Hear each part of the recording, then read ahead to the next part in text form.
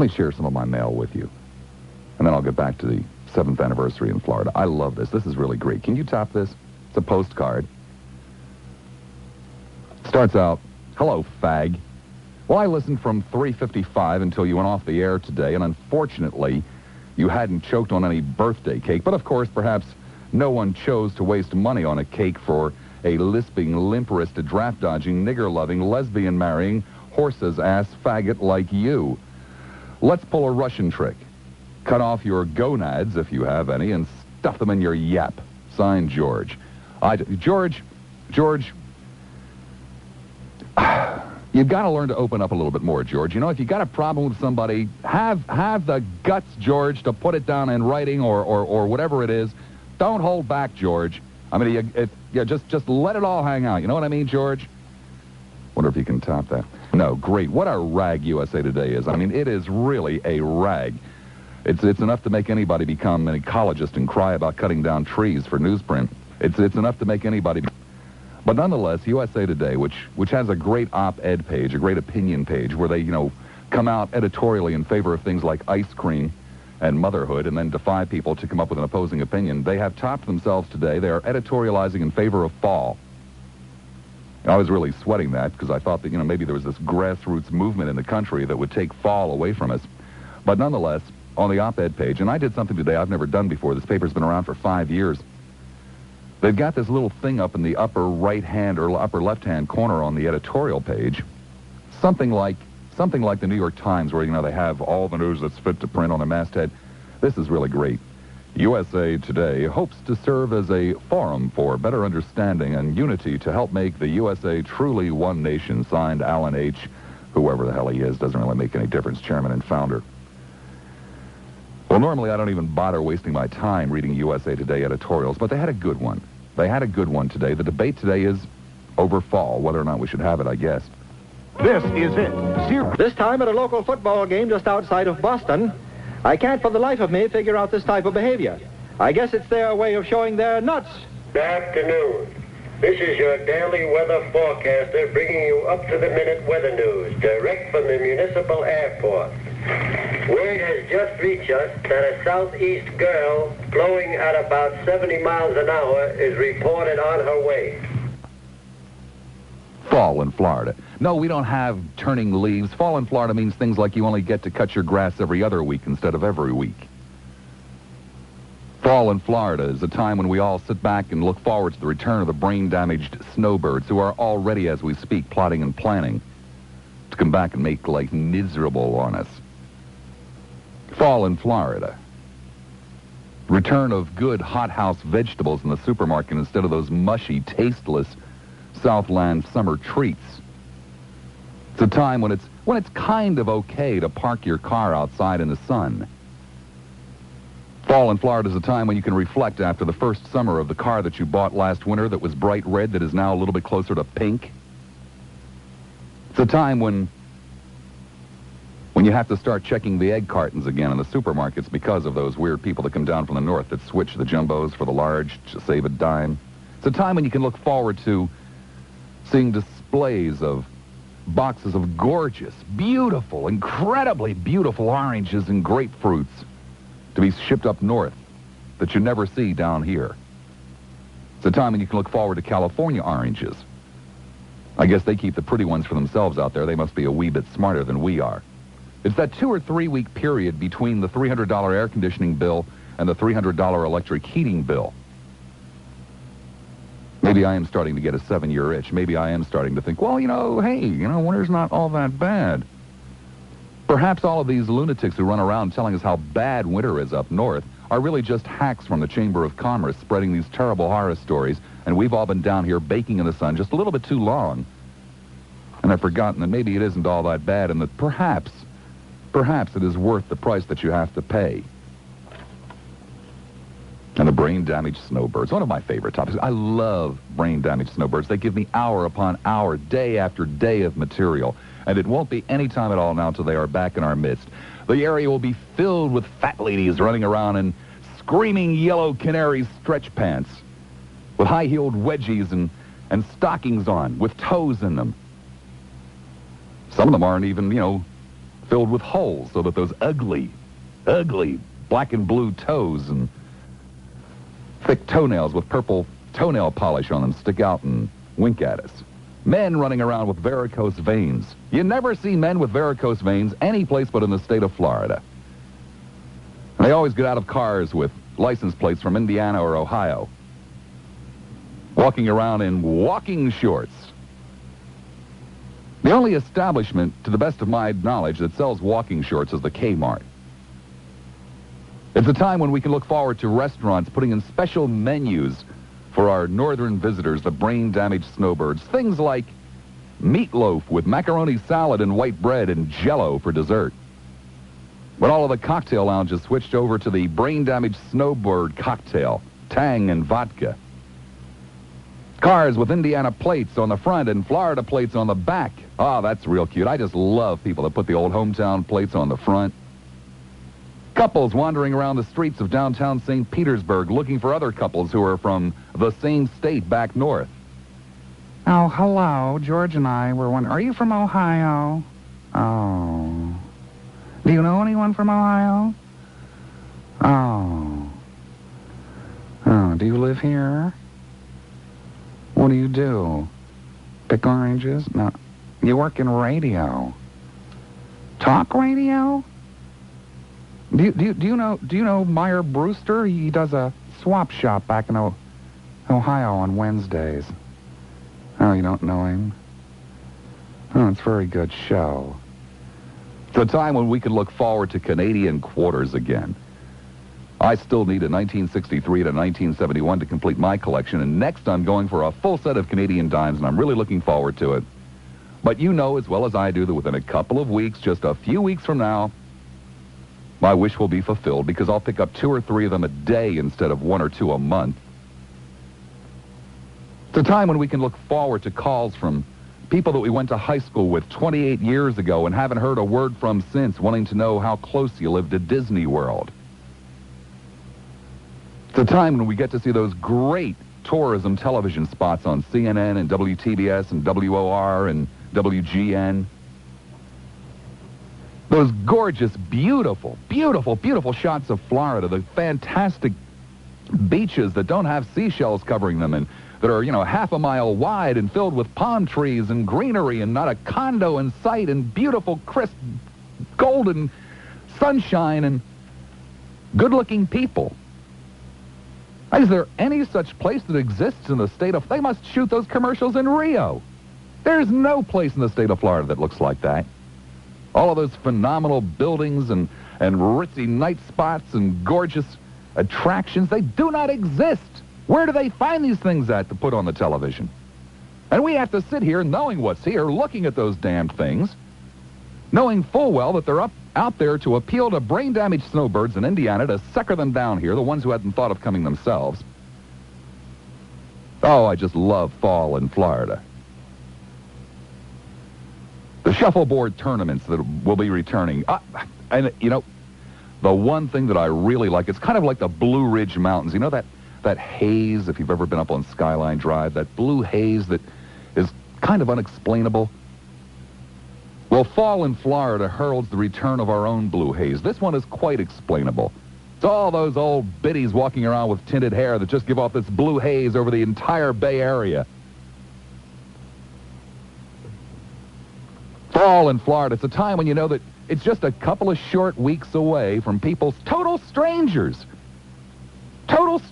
stopping you on the street saying, "Would you like to see some pictures of my grandchildren?"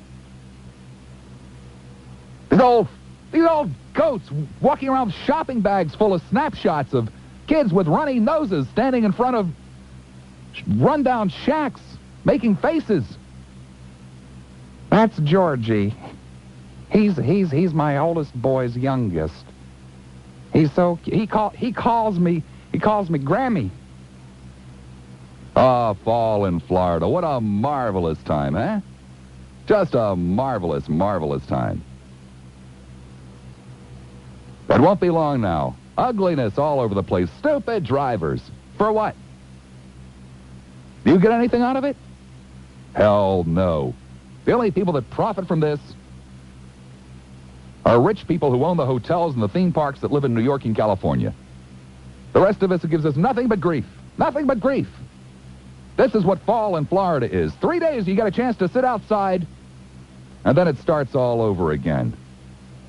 Where is this place? What is this place? Why in God's name would anyone come here? Don't give me this weather crap. There are only two kinds of weather in Florida. Too hot and not hot. It's the only kind of weather you have here, except for those 3 days a year when it's decent. And we've already shot one of them. Here's one of the 3 days, and what are you doing? You're sitting inside listening to me. You don't get another chance.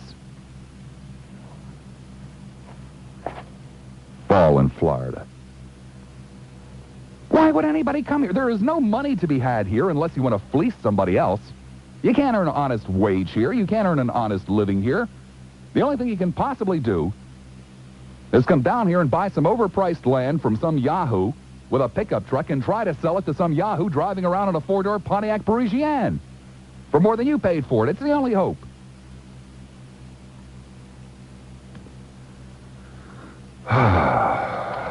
Let me give you the telephone. 461, of course, long distance if you're listening in Indiana, I suppose. 1-223-9797, 1-223. Oh, I'm sorry, if you are from Indiana or listening up there, I'll have to do that a little bit slower. That's 1, 2, 2, 3, 9, 7, 9, 7. One of your favorite on the time. Look at that. Look at that, Brad. There's not a call on the board. These people have no idea what I'm talking about. Do you know why that is? It's very simple. Because the Tampa Bay area is filled with former brain-damaged snowbirds who have now become brain-damaged transplants. Literally everybody listening to me is a brain-damaged transplant.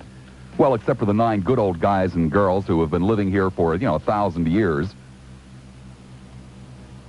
They're sitting out there. They can't understand a damned word I'm saying because I talk too fast for them. So what's he saying, Elmer? I don't know, Zeke.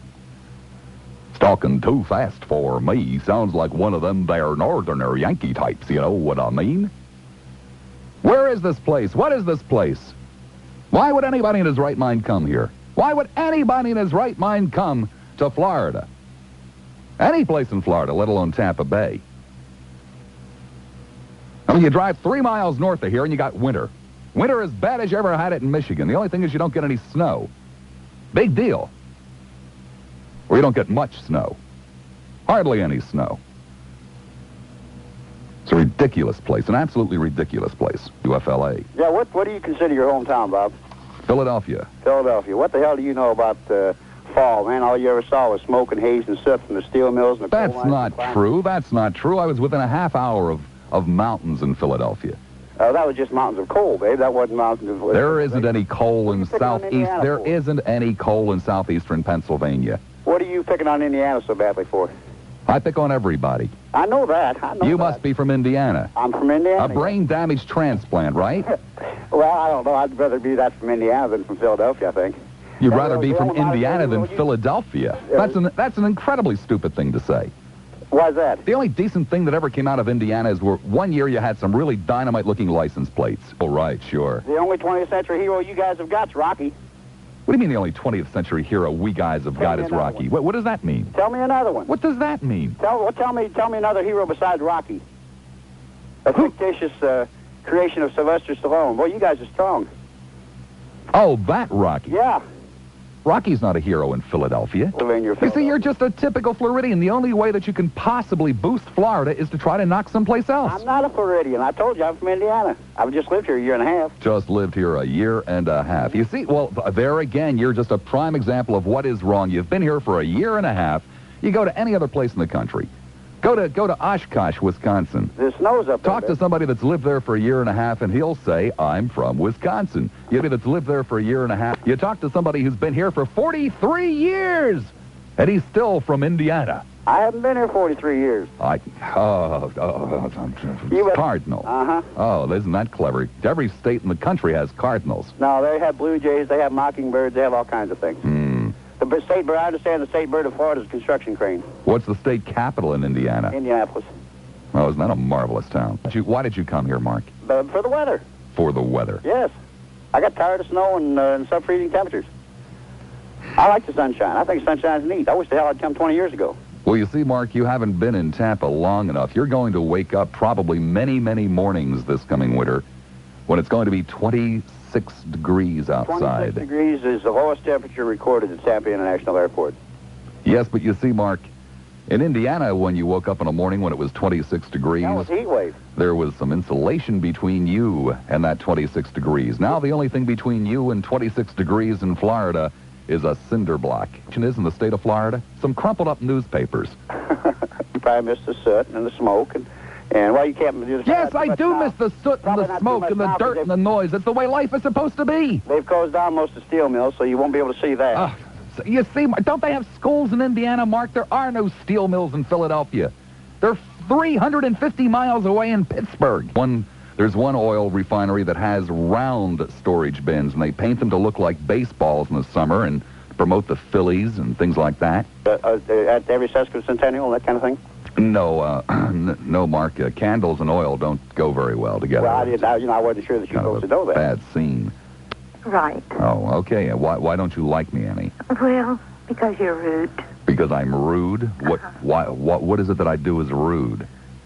Oh, well, you're rude to a lot of people. All there is in Florida, Annie, is the few hours between the front part of the cold front and the back part of the cold front that comes through that changes our weather. 42? Down here, the best you can do is push a shopping cart through the Kmart for exercise. Money. It's got to be an environment. Well, I mean, if you left Philadelphia, Still live here. wherever my husband lived or whatever. The reason I'm still here is because I'm trying to save up enough money to get out. Sadist, and that's why I'm not here. calling you a liar. You told me. I'm a sadist, and that's why I'm here, because I drive people in Florida berserk.